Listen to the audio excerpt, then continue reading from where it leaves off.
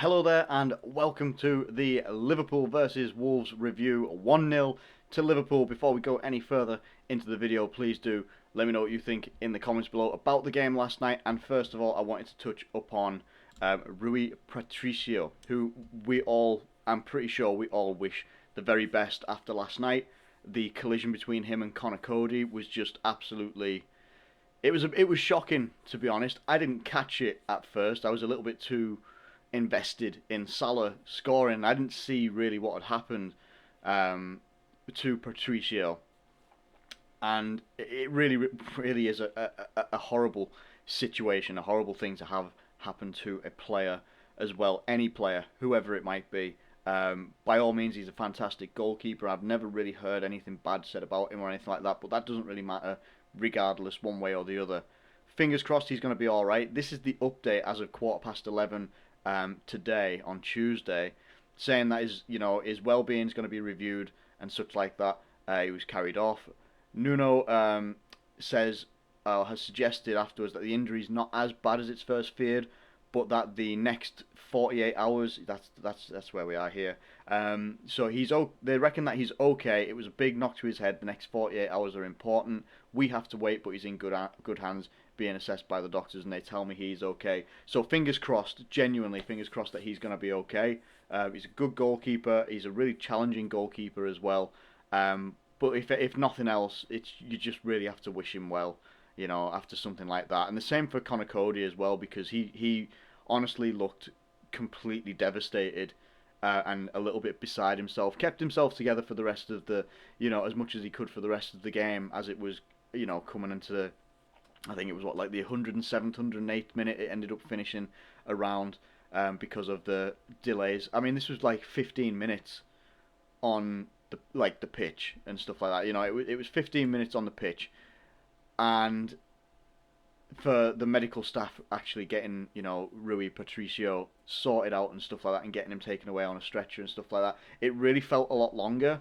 But honestly, they could have took all the time they wanted as long as the player's actually going to be okay. And something does need to happen with these offside calls and such like that, where I don't know why they can't do something similar to, or something like, instead of letting the play go on, put the ball in the back of the net, and then the flag goes up.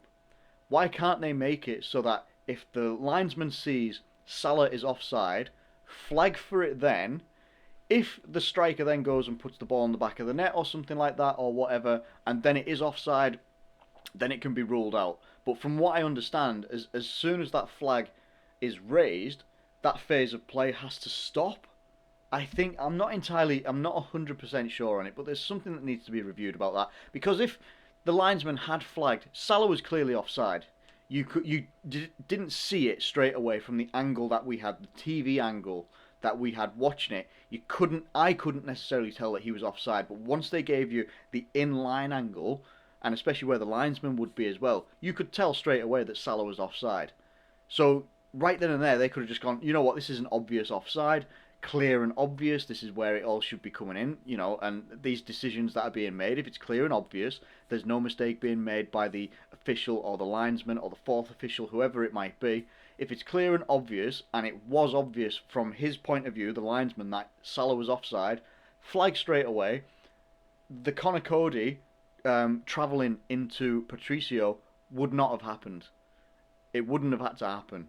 There's a lot of journalists and stuff obviously going in on this as well, and to be fair, they are right.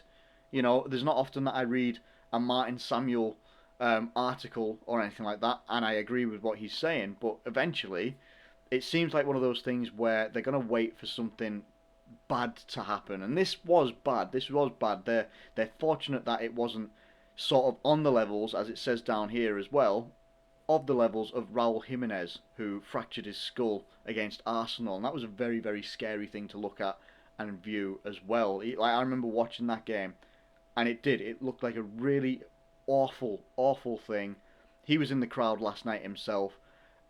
He's dyed his hair blonde. I didn't recognise that it was him, but he's obviously got a big scar around this sort of area here as well.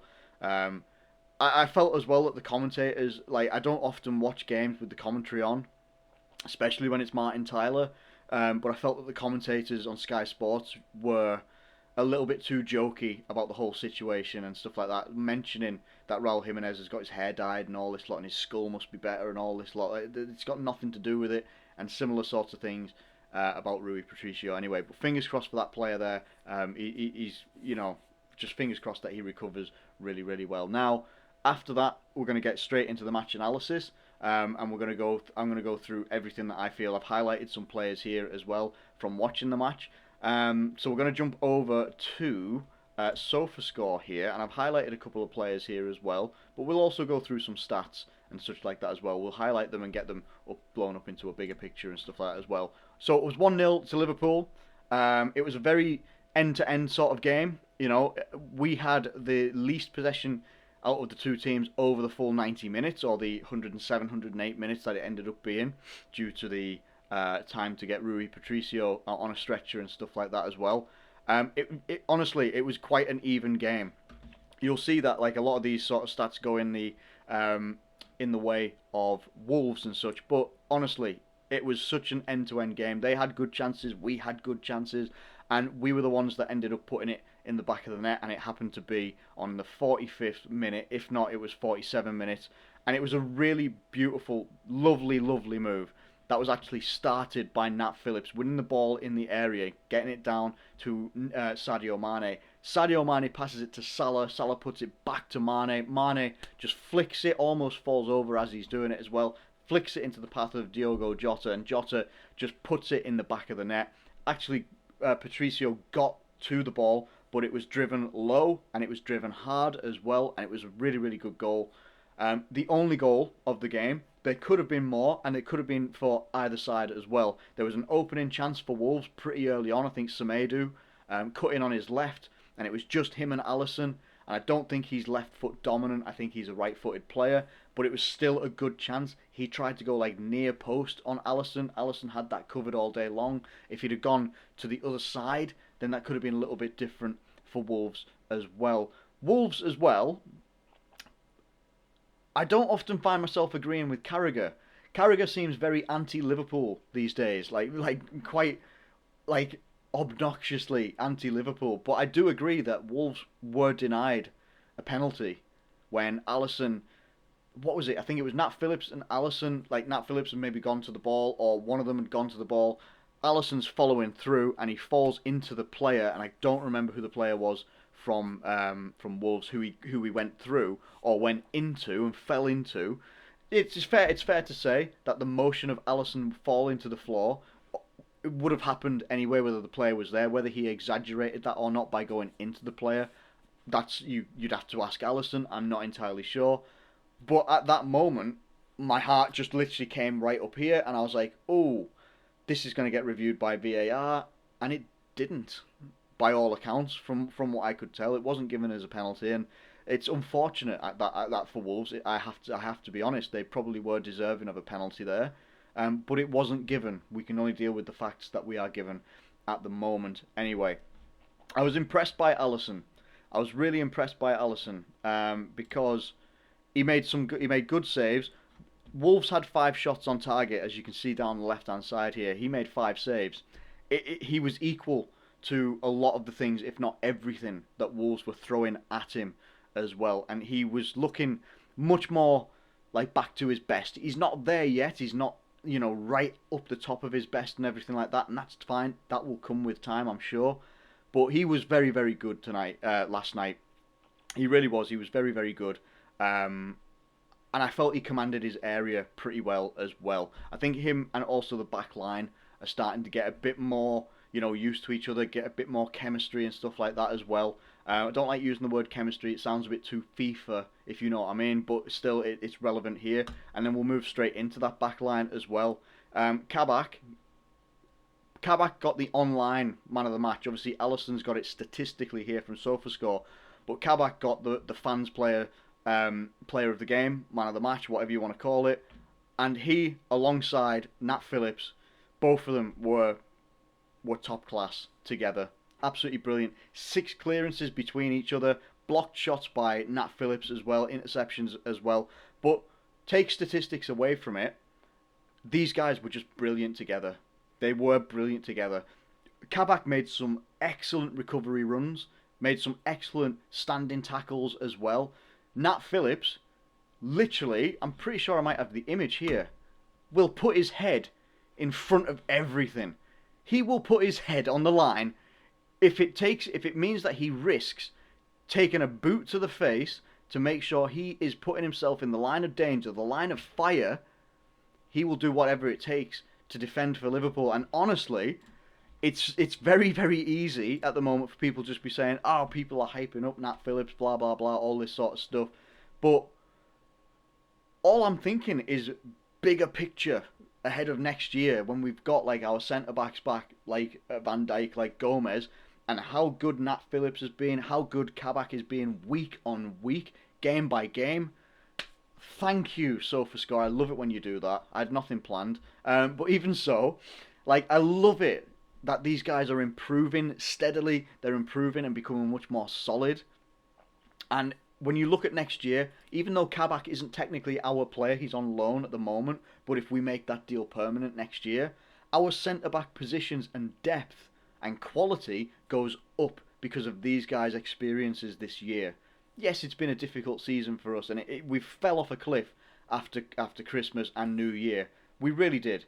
We've only just moved back up to 6th because of this win. There's still so much work to go. But when we look at next year, we are going to look like we've got much better depth in the squad because of the experiences of Nat Phillips, because of the experiences of Kabak, even the experience of Reece Williams as well. Very, very young, lots of improvement to make as well. And then on top of that, you'd have Joel Matip, possibly, unless he moves on in the summer, Joe Gomez, Virgil van Dijk. There's options there as well. Low ratings, I must say, for the midfield. Thiago, I think, warrants the lowest rating on the Liverpool team, like in the starting 11. Thiago was the only player that really was frustrating me a lot last night. You know that the quality is there. You know he's a quality player. We all do. Everybody does. That's not in dispute. But what is in dispute for me is that he seems to get a little bit too caught up in, if I'm going to pretend I'm Thiago and I've lost the ball, I now need to go get the heels of the guy that's just got the ball. I need to go take that guy's heels. I'm not going to catch him for pace, so I'll pull him back, or I'll nip at him with a foot, or whatever it might be. I'll try and trip someone up. And every single time he committed a foul, he genuinely looked very, very shocked. Wore a face that was like, and it was very exaggerated, very out there, and it was just like, you are causing these issues for yourself. Like, you are a quality player, you're a world-class midfielder, world-class player. I'm not saying that, you need to start showing it, because he does show it in elements, in bits, and he has a good game every now and again. He had a great game against RB Leipzig in the Champions League. But he needs to start showing it, like, week in, week out, and stop what I would call petulance in getting caught up in having to tackle, having to be aggressive, overly aggressive against the opposition, because he picks up yellow cards. I think that's his 4th yellow card so far this season. If he picks up another yellow card, I don't think there's a cut-off anymore, but if he picks up another yellow card, he's going to be missing a game in the future as well. And we've got midfielders back. We've got midfielders that can come on pretty soon into the second half. I think it was, 67th minute, Naby Keita came on for him as well, and I felt that Naby Keita did okay. Didn't really do anything, a great deal different. Didn't do, set the world alight, but helped us. It was at a good moment where you felt that Thiago was like one next foul away from just getting a second yellow card and getting sent off. We don't want that happening. We really don't want that happening. So it's nice to have the options to come off the bench, like a James Milner, Naby Keita, even Oxlade-Chamberlain went into the number 9 position late on. Fabinho gets quite a low rating, and I felt that he did some really good work in the midfield. As they call him, the lighthouse in the midfield. I felt he did really, really well, especially at winning the ball back, heavy pressing on heavy touches as well. I felt that was really something key and something that we miss.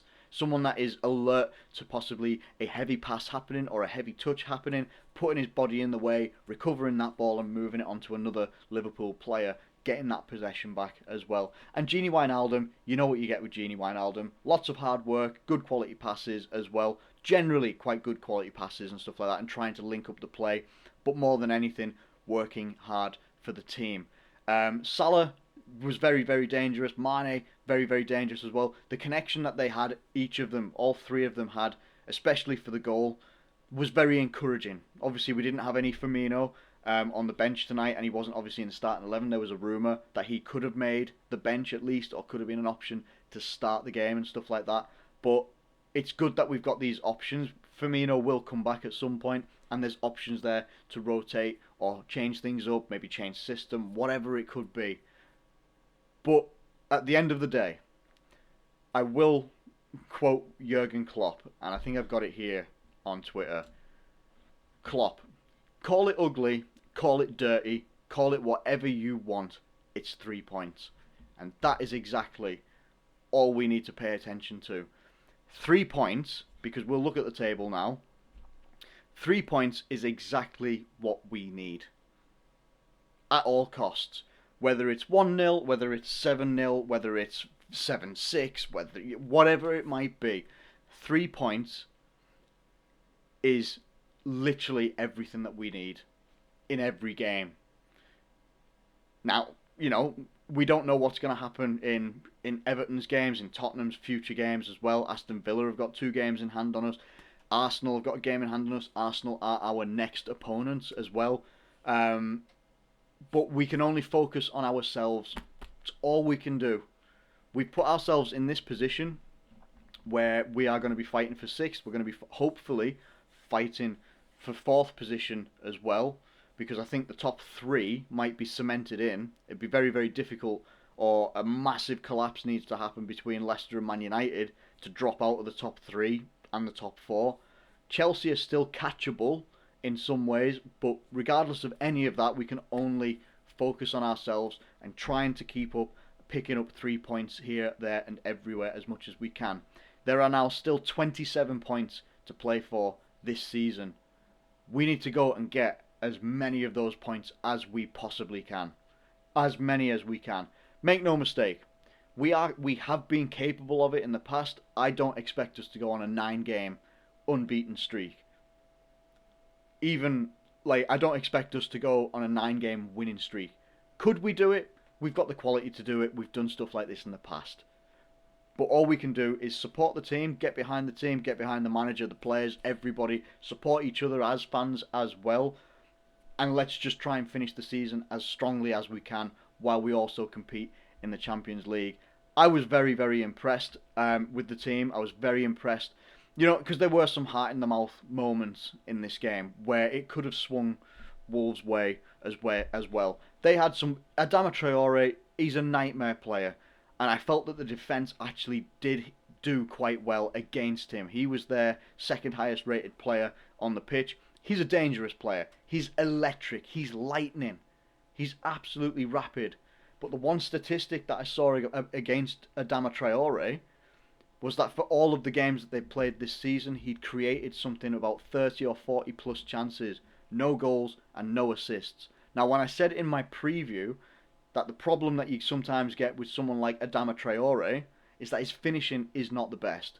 He's rapid, he can put those balls in the box and stuff like that, but if he hasn't got that quality there, which could have been a Raul Jimenez if he was fit and well, then things could be a bit different for Wolves this season. But it's just not happened for him this season. He hasn't got anyone there, because obviously Jimenez has been out for such a long time. He doesn't have the people there that he used to have in Jimenez, where they're going to be in the positions that he wants them to be in, that he knows that they would be in. There was a cutback opportunity at one point in the game, and you just felt this is going to go in, and it didn't, because it didn't fall to the right player, or the player wasn't in the right position that Adama Traore was looking for them to be in. So that's probably something that might have just gone in our favour. We could have been a little bit fortunate in that instance as well. But honestly, I'm impressed with the team. For me, our man of the match, I have to go with... I've got to go with Nat Phillips, and I have to go with Kabak. I'm really impressed with this duo of centre-backs, and it's really encouraging. I've already said this before in this video. It's really encouraging to see how these guys are growing together. You know, Kabak being 20, Nat Phillips being 24, I think he is. You know, regardless of age, it's about experience in this Liverpool team. These guys are getting it firsthand, where we're having to dig into the trenches. We're having to really dig in as a team, try and pull out these points, whether it's a beautiful game or whether, as Jurgen Klopp says, if you call it dirty, you call it ugly, whatever it is, it's 3 points. And these guys put themselves on the line numerous times. Numerous times. Nat Phillips probably especially, that image that I put up before of him headbutting the ball and the other player's foot is underneath it and stuff like that.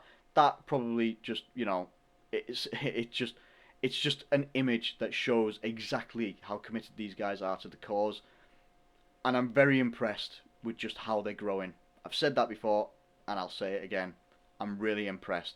So for both of them, I can't choose between them, and I don't want to choose between them, so I'm not going to. Nat Phillips and Kabak, men of the match. Really, really impressed. Now, what we've got here as well is it's the international break. I thought we had a game at the weekend, and then it was the international break. I thought we had Arsenal this weekend coming up, and then it was the international break. Turns out, I'm completely wrong, and it's not. It's the international break now. So we're going to come up with some things to do about content. We're going to look at, you know, things what Liverpool can look for the rest of the season. I still don't entirely know when the Champions League draw is. I assume that it's some point this week, if not next week, because I think the next batch of Champions League games start tonight and tomorrow night, and then it's Europa League on Thursday night as well.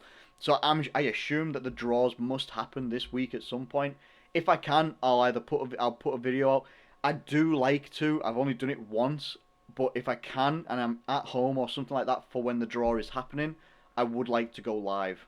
If I can make that happen, I will try and make it happen. I'll put it in a video or something like that, and I'll try and make that happen. I'd love to do it. But hey, thank you ever so much for watching this video. I really do hope that you've enjoyed it as well. I apologise for it being a little bit longer than it normally is, but there was just a lot of things that I wanted to say in that video as well, so I hope you enjoyed that as well, and I have enjoyed your company as well. Thanks ever so much for watching this video. Please feel free to leave your comments and thoughts in the comment section below. But for now, I'm going to get out of here, going to go make some food and have a bit of a relaxing day. I hope that you guys are having a nice relaxing day, or whatever you're doing, I hope you get to chill out and have a happy time at some point today. Thanks very much for watching, take care, and I'll catch you later.